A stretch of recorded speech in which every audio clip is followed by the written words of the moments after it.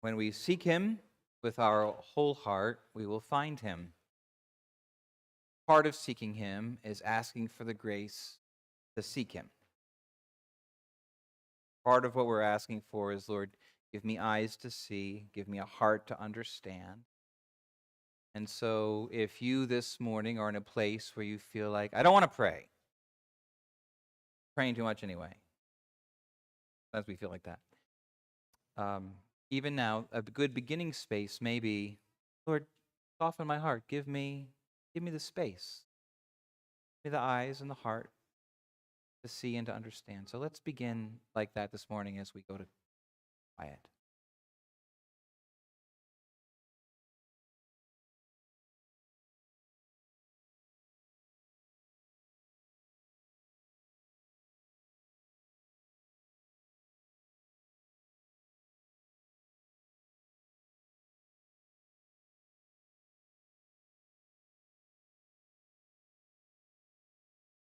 Lord, your name is holy. How great is our bless you.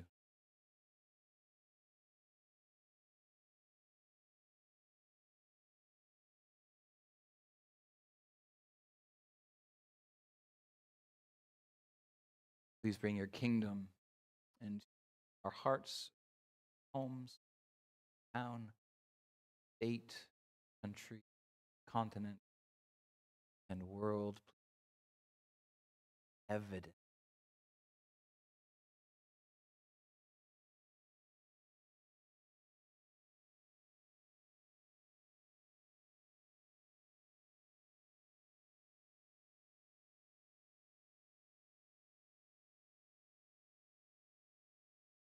Have needs, comfort. Pray for Valerie, Pam, and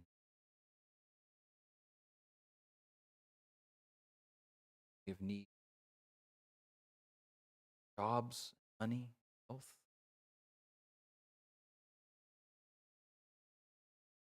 Many needs, and we ask you, and as you give us, how much more? We ask you.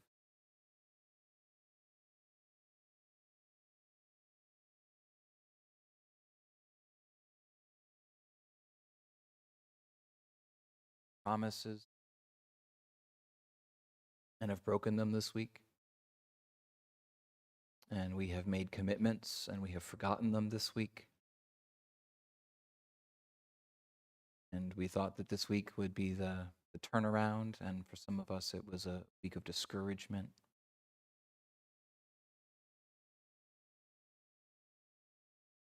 Will you please forgive us our sins? Not just the fact that we have done them, but the fact that we wanted to do them, and even in our hearts, even as we seek to confess, find that we love them still. Teach us to hate sin even as we turn from it, even as we seek cleansing. Lord, show us the way out.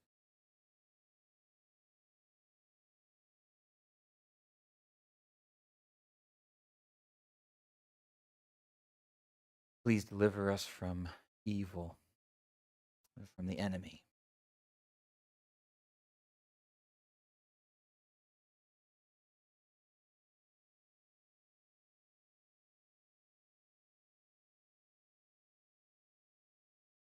We praise you and we pray in the way that Jesus taught us to pray.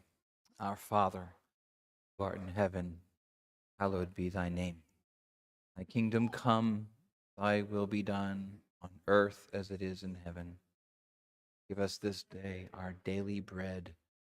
Give us our debts as we forgive our debtors. Lead us not into temptation. Deliver us from evil. For thine is the kingdom and the power, glory forever. Well, we're back in Exodus chapter 22 today. We're back in the law. I'm going to call this a beginner's guide to practicing holiness. I really like sports. Not especially watching sports, as exciting as that can be, but really playing them. I love to sort of get in there. Not that I'm very good at it. I really like to play them. I like to run around. I like to compete. People who know me know that I'm competitive, but I will fall down a lot. I remember my old coach telling me, perhaps we'll never forget these words. He said, "You've got heart." And I think that what he meant by that was, I want to encourage you, and I cannot tell you, you've got talent. But still, I love to play. Perhaps you do too. In a world that's gone digital, sports forces us back into our bodies, makes us sweat, makes us sore. And what they do is they teach us this, and this is very important for us to learn in a lot of different ways. They teach us that if you do the work, if you practice, if you put in your time, you really will get better. Bodies can get stronger. Your game will get better with practice. In 1 Corinthians 9:24, the Apostle Paul writes this, 1 Corinthians 9, "Do you not know that those who run in a race all run, but only one receives the prize? Run in such a way that you may win." I had a poster of this verse when I was 16 and I was lifting weights in my basement.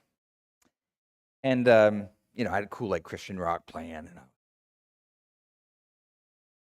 So it showed me a bunch of guys running up a hill. This was the 1980s, so all their shorts were really short. And they're running up a hill, and I'd be tired and sweating listening to my Petra. And I would say, yeah, that's right. Those guys are so tired and sweaty, but they're still going. And so I go down for another rep, right? All inspired. Now, I've seen a lot of Christian inspirational posters like this. And the funny thing about them is that they make it sound like Paul is talking about a physical race. And that's because they leave the next verse out, which is this. This is 1 Corinthians, the first one was 24. This is 1 Corinthians 9:25. Writes this: "Everyone who competes in the games exercises self-control in all things. They do it to receive a perishable wreath, but we an imperishable." Well, suddenly there's this great contrast, right? Those guys are running up a hill to get a perishable wreath. In our day, we would say for a plastic trophy. But we're running up the hill, that is, we're running after a trophy that will last forever. And as it turns out, then, this verse is not actually talking about me being able to pick 200 pounds, or me shooting a three-pointer, or me winning a physical race at all. What it's talking about is me and you growing in godliness. The run is the Christian life. The workout is self-control. The goal is godliness. So in 1 Timothy 3:8 says this: "Bodily discipline is only for a little profit." Bodily discipline is a little profit, but godliness is profitable for all things. It says it holds promise for the present life and also for the life to come. I have a friend who said this is his favorite verse. That is, this is his life verse. Because when I invite him to go out, cross-country skiing, he says, "Sorry, bodily exercise profiteth little." Some Christians can kind of feel like that, where we say, well, phew, I'm so glad the Bible lets me sit on the couch, But of course, that's not the idea. The idea here is this: you should want your soul to look just as good as you want your body to look, because you've got more to gain by it. Well, you may know that already. You may know that you should pray more, or you should be more forgiving. Perhaps you know already that you have too much screen time in your life. You should watch TV, and certainly for some of us, we may know that the content that we watch and have watched for years has been inappropriate. And over the years, maybe you've tried, and here you are feeling kind of like, I'm back on the spiritual couch. I'm not just tired, I'm discouraged. For some of us, that is how it is. For most of us, I suspect that the problem goes much deeper than spiritual laziness, and also much deeper than just spiritual discouragement. It can be, for some of us, something more profound, and that's a misunderstanding of the gospel.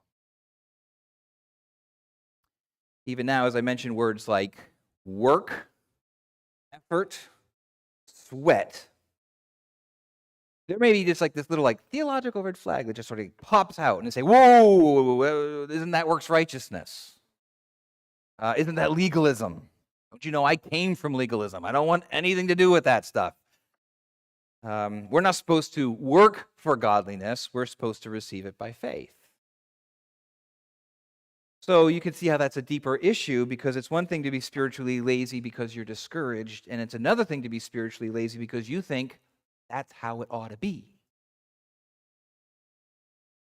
What I'm talking about is this eternal struggle. It's not eternal, but for us, we call it an eternal struggle between legalism and license. Legalism is that feeling that God is holy, so you better watch your step. Many Christians walk around all the time. They feel afraid all the time. Like no matter what they do, they're not doing enough. I had one man in the church that I was at previously. I said, "What did you learn at that church that you were at before?" He said, "I learned that I'm not doing enough." That was the entirety of the ministry that was given to him before. I came to Christ and I learned that I'm not doing enough. So if you have a faith like this in a church body that's encouraging this sort of thing, you're going to walk around all the time feeling insecure and always feeling guilty. That's legalism. Well, license runs in the other direction. If legalism says God is holy, so you better watch your step, then license says, look, don't worry, God is gracious, so you can do what you want. And Christians walk around like this too. Right? No matter how little they do or how badly they do, how much disobedience they're engaged in, they feel great. You know, they're not insecure, they're insensitive. They're not afraid, they're brash. So the gospel is neither legalism nor license. The real gospel, the living gospel, that is the gospel that is alive and gives life, it does not pit God's holiness against his grace. This is God's gospel, and God is both holy and gracious. And the gospel, therefore, makes us like him, right? Both holy and gracious. If you've not yet tasted of the gospel, you don't know how this could possibly work, but that's the nature of real spiritual life. In our flesh, in our faithlessness, we feel like it's one way or the other. I can either do exactly what I want, or I better watch my step. But actually what takes place is something much more dynamic and much more alive is the gospel, is that you have a loving relationship with your Father, and you're naturally growing in that. And so as you work and as you exercise and you put forth effort, it's not out of fear. It's out of love. That changes everything. But your love, you don't just sit on the couch and go like, "Oh, Mom, I don't want to mow the lawn." Right? If you love your mom, you get up and you mow the lawn. Kids, you should know that. The point is that the gospel, the real gospel, does not put God's holiness against his grace. It keeps them together. And what that means then is that there is really a really good connection between our personal holiness and our physical bodies. That is, there's a natural analogy between spiritual discipline and sports. Paul's not being a legalist when he says, look, run the race like you want to win. Paul's not being a legalist when he says, run the race like you want to win. If you exert some effort, here's the thing that's beautiful, right? If you've been involved in sports at any point in your life, you may say, like, look, I'm 80 years old, I'm not involved in sports anymore. But at one point, you remember what this feels like. First, you feel like I'm out of breath with every step, and then as you put forth effort, it actually gets a little easier. You really can grow. You can get stronger. If you practice self-control when you're mad, instead of saying, oh, I just have an anger problem, I don't know, came out of the womb with it, it's all I got. Actually, if you exert some self-control when you're mad, next time when you're mad, and you exert that self-control, you'll find that that muscle has gotten a little stronger. You'll grow.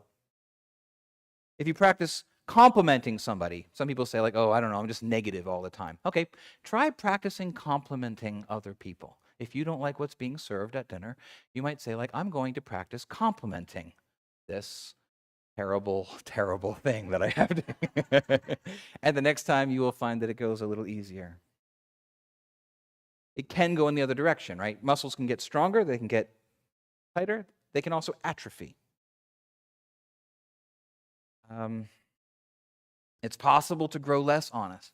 Sometimes we look back and we say, my goodness, 10 years ago, I was really an honest person. And now I realize, oh, something's happened.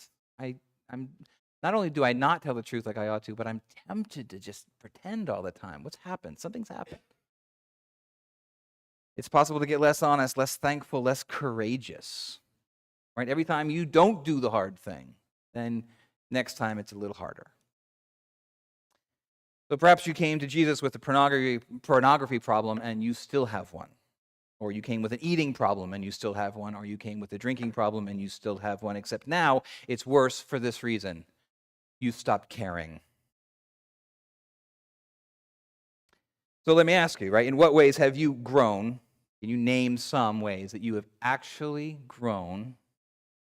I'm not asking for your feeling. Like, do you feel like you've grown in any way? Like, what are some actual areas in your life that you've actually grown since you've come to the Lord? Are you running like your spiritual life matters, or are you running for lots of plastic trophies? Well, today we're back in the law. As I said, we're back in Exodus 22, and what we're going to do is we're going to look at some practices of holiness. The usual way that a pastor, and the image that a pastor is supposed to embody, is that of kind of a spiritual doctor.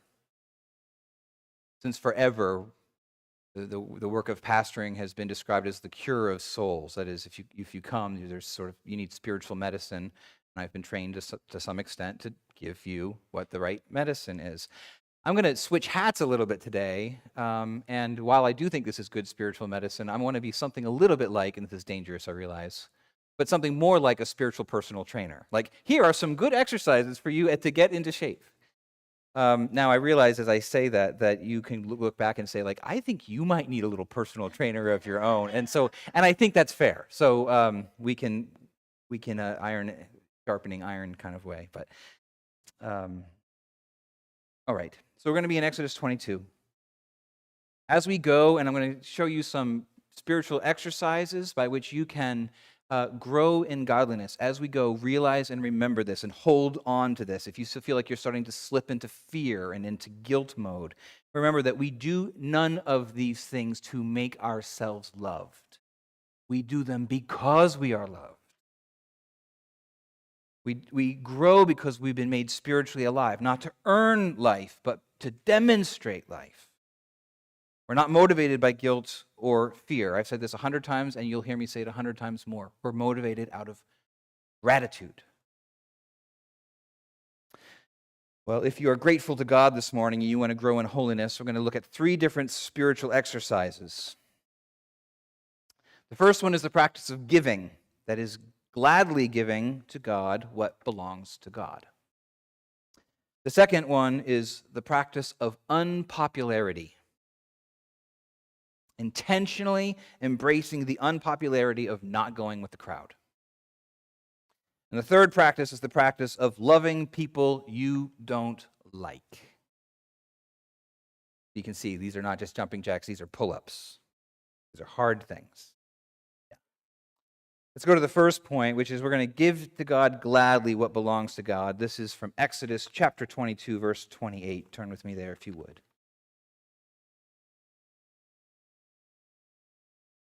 Exodus 22, verse 28. You shall not curse God, nor curse a ruler of your people. You shall not delay the offering from your harvest and your vintage.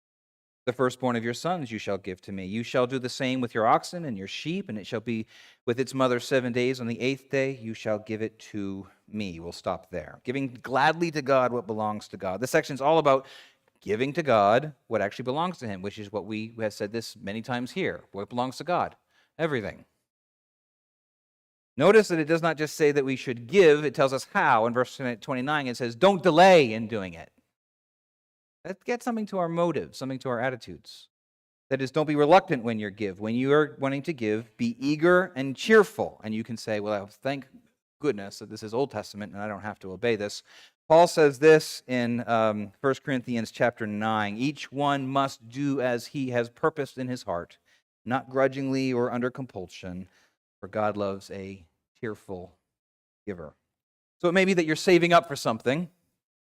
As you save, you realize that you could save a lot more quickly if you held something back from your tithes and your offerings. You usually give generously, but right now you're saving for that boat, and you are saving for that car or that vacation or your kid's college. And at such times, we're tempted to hold things back, to delay our giving.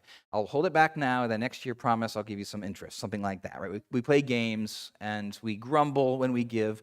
And here we are told not just to give, but to give gladly, not delay. So the next time you put money in the box or you hit the PayPal button or whatever it is that you do, stop for a moment and just remember. You could say a prayer of thanks. Do this when you are doing your budget for the year. What a wonderful time to pray. When you're doing your budget for the year. Remember all the things that God has given to you. Remember that he has given you the thing that you're giving back to him. Over time, what can happen then, it's not just that you're doing something right, is that you're also forming this good, healthy, cheerful giving kind of habit. That is, next time it comes a little easier. And suddenly you're, instead of that, kind of that worried person and that grumbly person, and slowly you become like, my goodness, they like to give. And other people notice that. That's the good, strong giving muscles. All right, so money's not the only thing that we give to God. The first verse here that we looked at, it said, you shall not curse him nor any of his rulers. The idea there is that you give to God what belongs to God, what belongs to God. Not just everything, but honor. We owe him our honor. He's our authority. That's who he is. And so we can do this directly and indirectly. We honor God directly by speaking well of him. We sing his praise like we just did. We do it wholeheartedly. We don't do it grudgingly. We don't delay that either. We also do it by obeying him. But notice that it connects the two. Not just that we would honor God, but who else? His rulers. And once again, we're going to see deep connections as we've seen all the way through the study of the law. The law is not just one thing and the gospel is another. The Old Testament is not just one thing and the New Testament is an entirely different system. Is that the Old Testament and the New Testament agree. It's just that the New Testament is more full and rich. And it's in some ways, one is an old, you might say that one is saying this, giving the same picture, but it's more in black and white, and the other one's more in color.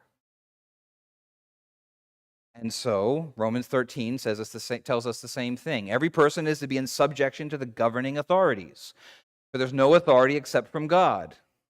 Those which exist are established by God. That's the New Testament. Agrees with the Old Testament. So honoring God and honoring our rulers can't be separated. Wouldn't it be fun if we could? Wouldn't it be nice? Be like, I love God, I just hate this guy. Right? That's how we tend to think. But we have to give honor where honor is due, which means that if you don't like your governor or president, even if you didn't vote for them, you are to give them honor and to pray for them and to not curse them. Not when it's just you and your family, not when it's just you in your own head. Whenever you pay your taxes, instead of grumbling, I would encourage you to say another prayer of thanks for the good things that your rulers do. And I can, in a room like this and at this time in our political history, I can feel a lot of people saying something like, you just asked me to be really thankful for the government and to be grateful and to say a prayer of thanks when I'm paying my taxes, but I can't see anything good that they are doing. Let me suggest to you it's because you're out of practice. That you may have gone blind because you've been feeding the wrong muscles. You're really good at complaining about the government, but maybe you've been working out the wrong muscles and letting their good ones atrophy. That is, look for the good. Try. You like roads? Do not curse God or his rulers. Honor them. All right, the second part of verse 29 can be a little confusing because it says, the firstborn of your sons you shall give to me, and we can't just fold them up and put them in the box, right, if it's our firstborn son. So the question is, what does it mean to give to God our firstborn sons? Well, in this context, it means that the firstborn sons of Israel, they were set apart as the original priests. Later on, that would be the tribe of Levi, very famously. But here, before they come into the land, it's the firstborn sons who are to be the priests for the family and for the nation. Why? The reason is that the firstborn sons represent the family. What that means here is that we have got more going on than us just giving our sons to God as priests. It means that my whole family belongs to God. We dedicate the one as a symbol of the whole. And so it's more than just a priesthood thing that's going on. It's a family thing. And what that means is that we give up more than just one kid. We give up the whole family. Even as we give to God our money and our honor, so do we give to him our whole family. Well, that strikes against the idea that families are just a bunch of individuals. We live in what we describe again and again as an individualistic society where we just happen to have individuals here and here and here and here. And they just happen to make individual choices. It's true that families do have individuals in them. It's true that they're making individual choices. That's not all that we are. Before God, this is from Old Testament, this is from New Testament, family is a unit. Like a package of cookies or a bunch of grapes. We come together. And so this is why in the Old Testament, what we see is that when somebody comes to the Lord in the Old Testament, then it's not just them. One of the symbols of coming to the Lord in the Old Testament is circumcision. But it wouldn't just be them, it would be their whole household. In the New Testament, we see household baptisms. When the leader of the house becomes a Christian, was baptized, everyone in the house gets baptized too. If you read the book of Acts, it goes on all over the place. So that means that family is not just an individual thing. It's also a family thing. That is, faith is not just an individual thing, rather. In 1 Corinthians 7, Paul's giving some encouragement to Christian wives who are struggling with the fact that their husbands are not Christians. And they're wondering, should I leave him and become the wife of a Christian man? Wouldn't that be a lot more unifying? And he says, don't leave. And do you know why? The reason he gives is really interesting. 1 Corinthians 7:14, he writes this, "For the unbelieving husband is sanctified, set apart, holy. The unbelieving husband is sanctified through his wife, and the unbelieving wife is sanctified through her believing husband." Then it says even further, "For otherwise your children are unclean, but now they're holy." Think about what that means, that in some way, I don't imagine I understand fully everything that this means, but in some way, God is giving grace to your entire family because you are in it. Your family is not just a personal, private thing. Because you are there, they're holy, says the Apostle Paul. So treat them like that. That is, raise your kids in the nurture and admonition of the Lord. Take them to church. Don't say, like, I don't know, I just want them to make their own choices. Like, raise them in the nurture and admonition of the Lord. Read the Bible together at home. Pray as a family. If you're the head of the household, this is increasingly true. You say right now you find yourself in your 60s and you may be dismayed because your older children have not stayed in the faith. Right? This has been an experience that a lot of people have had. Then you have this difficult thing. When everyone comes over, you realize, okay, we've got some who are Christians, some who are not. What do we do when it comes time to pray for the meal? I would tell you, pray for the meal. That is, own your identity, not just as a Christian person, but as a Christian family, that you lead them. All right, so that's the first point, that is giving to God what belongs to God, not grudgingly, not delaying it, but gladly doing that. And that means honor. That means our gifts and our offerings, not delaying, but even it also means our families. First point. The second point is, this is the one that I'm going to be working on, by the way, the second point. As I pray this week, this is the place I'm the most convicted about. The second practice is this: embracing unpopularity. Embracing the unpopularity of going against the crowd. Come to chapter 22, verse 31. "You shall be holy men to me, therefore you shall not eat any flesh torn to pieces in the field, and you shall throw it to the dogs. You shall not bear a false report. Do not join your hand with a wicked man to be a malicious witness. You shall not follow the masses in doing evil. Nor shall you testify in a dispute so as to turn aside after a multitude in order to pervert justice. Nor shall you be partial to a poor man in his dispute." We'll stop there. Well, perhaps you have special dishes at home. You know, the ones that you use only for special company. Or maybe you have special clothes that you wear around the time of Easter. I like to dress up. Well, I only dress up around the time of Easter, so I only take that suit out once a year. Special clothes, special dishes. If you do, you understand something of what it means to be holy, the idea of holiness. The idea of holiness is set apart, special, not like everything else. That's what God has done to us, his people. He sets us apart. He set us apart from the crowd. That is, we're to not be like everybody else. Actually, it's not like we're just going to make ourselves not like everybody else. The point is, God has made us different, so our lifestyle ought to be different. That is, we are holy, not holier than thou. Sometimes when people hear the word holy, they go, oh, I get it. Proud and, walking around like a peacock. Humble and holy. In the Old Testament, this holiness is symbolized by what God's people eat. Very, very famously, the Old Testament saints did not eat pork or seafood, and we can pity them. But here it's actually a little different in verse 31 in chapter 22. It's not pork and it's not seafood. It's that any kind of food that's not been properly butchered. So, for instance, if God people in the Old Testament, they're allowed to eat all the cow they want. They can have hamburgers. But if they find a cow torn apart in the field, they're not allowed to call their friends over for a cookout. Leave it alone. Well, we can speculate about why that is, and we might be able to even speculate about the health benefits to such a practice, that is, not eating dead things in the field. But that doesn't seem to be at the heart here. The heart of this law is something different. At the heart of this law is that God's people are to keep before them all the time that they are to be different from the crowd. They don't eat the same things because they're not the same sort of people. And so to help with this mindset, God gives them food restrictions. In our day, we call them psychological nudges. Are you familiar with this idea of psychological nudges? A psychological nudge is building things into your life that help you to do what you already want to do. So if you want to exercise more, put the exercise bike in the living room. Make yourself trip over it. That will help you. If you want to read more, take the television out of your living room.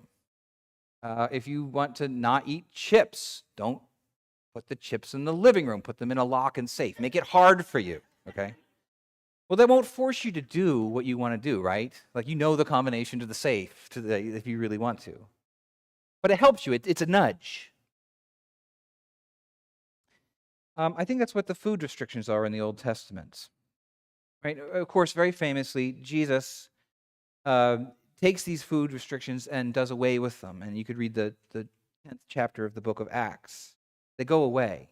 So what we know by that is that this is not a purely moral thing. Why do they go away in the New Testament? The reason seems to be this. Now we have the Holy Spirit who nudges us from the inside so that we don't need as many nudges from the outside.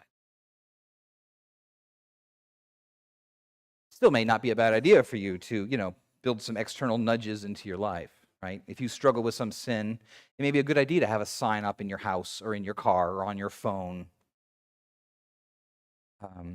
This scares me because it makes me think that my kids are going to make me a little sign that says no speeding and putting it on the thing, yeah. All right, so come to verse 20, chapter 23, verse 1 now. We'll really get into the heart of this. You shall not bear a false report, and do not join your hand with a wicked man to be a malicious gossip. You shall not you shall not follow the masses in doing evil, nor shall you testify in a dispute so as to turn after a multitude in order to pervert justice. Nor shall you be partial to a poor man in his dispute. So these laws have to do with justice, right? We're not to pervert justice in any way. We're to be impartial, right? Not to the rich, interestingly, not to the poor either, but to be impartial. But notice what it says. The heart of this is not just personal justice. That is, how do you feel about justice when you're in your room at night and you think, oh, should people be fair or not fair? Right? Most of us are going to be like, when I'm by myself, I feel like people should be fair. Then the law is not just about personal justice. What's this law about? It's about being just when everyone else around you is unjust. That's the hard one. It's going against popular opinion. We're not to follow them. We are to, on purpose, be different. Why does the Lord need to say this to us? Well, I can speak for myself. I think peer pressure is almost like a kind of heady wine. I get drunk with it. I don't think the same way I would normally think. I don't speak the way I would normally speak. For even you may be shy, you may even consider something, a little antisocial. You still want to be popular. You still want people to admire you. We all do. And so that we are willing to do things, say things, think things sometimes just so that we can have the admiration of the crowd. I want people to like me. So if that means picking on the kids who are nerds at school, fine. I'll do that. If it means watching videos that I know I'm not supposed to watch, awesome, no big deal. If it means agreeing with everyone else's opinion that I know is wrong, that's really just fine, right? Again, when I'm at my best, when I'm just personally in my house, I think and act and think and talk one way, but the difficulty is, what do I do in front of the crowd? That is, we'll do just about anything to be cool. Here is the Bible telling us to practice uncool, intentionally embracing uncool. Sometimes doing the right thing, it will lose you and me friends. Sometimes having an opinion that is different from the opinion of all your coworkers will get you fired.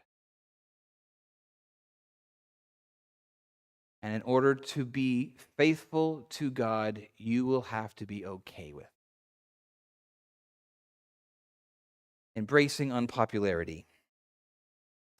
And if this makes you feel lonely and scared, consider the good company it puts you in. Jesus says this: "Blessed are you when people insult you and persecute you, and falsely say all kinds of evil against you because of me. Rejoice and be glad, for your reward in heaven is great. For in the same way they persecuted the prophets who were before you." So this is a really advanced spiritual exercise, right? I think many so-called Christians find it too hard. How about you? We're going to have to figure out whose good opinion we want. That's the second one. So we move away from the pressure of popularity. Now we're going to, we don't have to face the crowds right now. Now we're going to move into the third point, which is really having to face ourselves. Come to our last few verses, which is in Exodus 23, verse 4 now, our last section. He writes this: "If you meet your enemy's ox and his donkey wandering away, you shall surely return it to him. If you see the donkey of one who hates you lying helpless under his load, you shall refrain from leaving it to him. You shall surely release it with him. You shall not pervert the justice due to your needy brother in his dispute. Keep far from a false charge, and do not kill the innocent or the righteous, for I do not acquit the guilty. You shall not take a bribe, for a bribe blinds the clear-sighted and subverts the cause of the just. And you shall not oppress a stranger, since you yourselves know the feelings of a stranger. You also were strangers in the land of Egypt." And we stop there. One thing I really love about the law is just really how practically wise it is. Remember, the law has told us thus far, love other people, love your neighbor. And here it's telling us, look, I know you're not going to always love your neighbor, so what are you going to do with the people you don't like? What are you going to do with people who don't like you? If I always loved my neighbors, I probably wouldn't have people who don't like me as much as I have. And I probably wouldn't have people that I don't like as much as I do. And since I have that real failing, the Bible and the law gives me this real help, saying, look, the ideal and the law that you're supposed to do is to love your neighbor. And when you don't, do this. We don't have donkeys and oxen that we're falling into pits all the time, right? But you can picture this scene, right? You've got some kid bullies you at school. And you're walking home from school, or maybe as you're just about to get into your car, you see this bully, running to catch up with the book that's, running away in the wind. So what do you do? Right? Do you laugh at the jerk? Look at him, he's serves him right. Or maybe you're driving home and you see your neighbor, and the neighbor's in the car in the side of the road, in the ditch. And this is the same neighbor who last night was playing Leonard Skinner very loudly at 4 a.m. And you said very politely as you knocked on his door, "Hey, could you please quiet down?" And he gave you a rude hand gesture. right? And so here he is. He's in the ditch. What do you do? And what the law says, love him. Not just love your friends, but love your enemies. And when I say that, some New Testament passages might come into your mind. Once again, I'm showing you the connections between Old and New Testament. What the Old Testament says is love those who hate you, love those you don't like. Here's what Jesus says in the New Testament on the Sermon on the Mount. You have heard that it has been said, you shall love your neighbor and hate your enemy. The law doesn't say that. Other people were saying that, but the law says for you to love your enemy. You have heard that it was said, you shall love your neighbor and hate your enemy. But I say to you, love your neighbors, love your enemies, and pray for those who persecute you, so that you may be sons of your Father who is in heaven. For he causes his sun to rise on the evil and the good, and sends rain on the righteous and the unrighteous. It's one of the hardest things to do. As I look at my own life, I think it's one of the hardest things to do. I want to pay back everything that you give to me. I want to pay it right back, maybe with a little interest. Loving those you don't like is, again, I think it's like a spiritual pull-up. It takes tremendous self-control. It takes grace. It takes love that I don't really have very naturally. And of course, when we do this, we shouldn't actually get too proud, because why? What it says is, when I love those who I don't like, I'm acting like my Father who loved me, even when I was his enemy. Now, of course, it's not just bullies and loud neighbors that we're tempted to hate. Those are the ones I'm tempted to hate the most, probably. But we're also tempted to hate the poor and the weak. We can be tempted to hate people from other ethnicities, especially in this kind of political climate. People who are different, people who are strange, people who are weird, people who are from away. And that means that it may feel especially true, again, because of our political tensions right now. But the truth is, we've always been tempted to hate people who are different from us. And so if you look at the last verse that we have here in Exodus 23, verse 9, just listen to it with fresh ears. You shall not oppress a stranger, since you yourselves know the feelings of a stranger.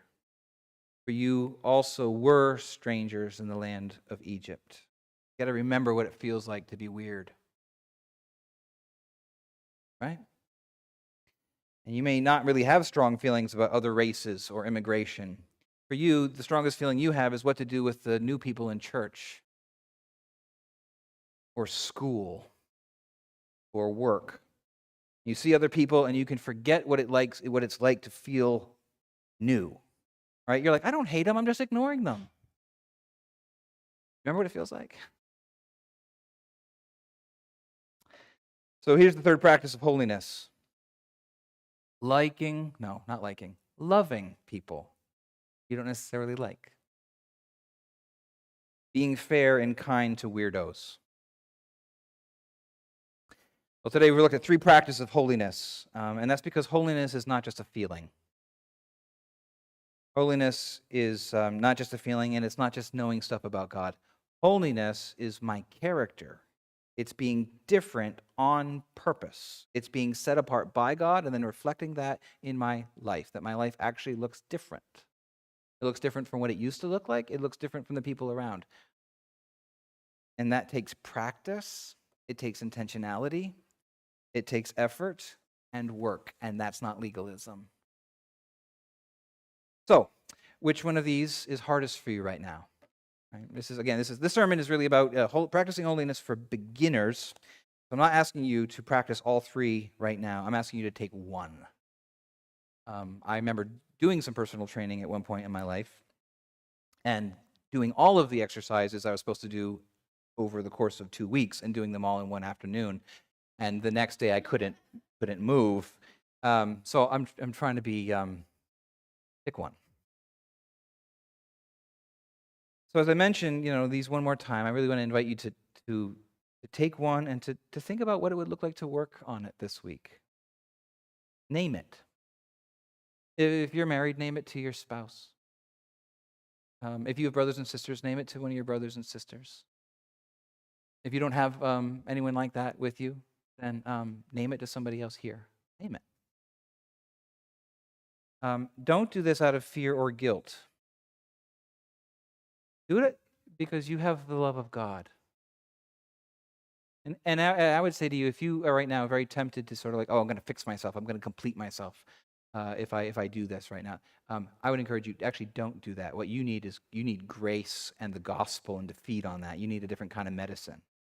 But say you've been a Christian for a while and you feel like, look, I understand grace, but what would it look like for me to get healthy? What would it look like if I really wanted to obey God? What would it look like if I really wanted to take the next step? Here's the next step. Ask God to convict your heart. Ask Him to give you eyes. Ask Him to give you a heart to see Him and others.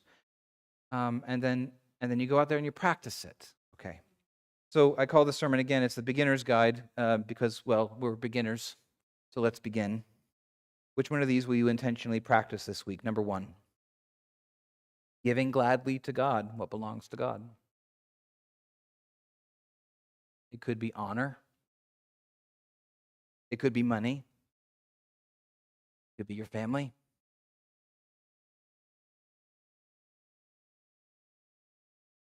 The second one is embracing uncool, embracing the unpopularity by going against the crowd. Have you felt like popularity is running your life? If it does, you need to embrace uncool. Again, that's the one I'm working on this week. Seems to be the one I've been working on for 10 years. Yeah. The third one is loving those you don't like. Maybe bullies, maybe neighbors, maybe strangers. I'm going to close with the words of Paul, the ones that we began with. Do you not know that those who run in a race all run, but only one receives the prize? Run in such a way that you may win. Everyone who competes in the games exercises self-control in all things. They do it to receive a perishable wreath, but we an imperishable. Let's sing. Praise God from whom all blessings flow. Praise Him, all creatures here below. Praise Him above, ye heaven.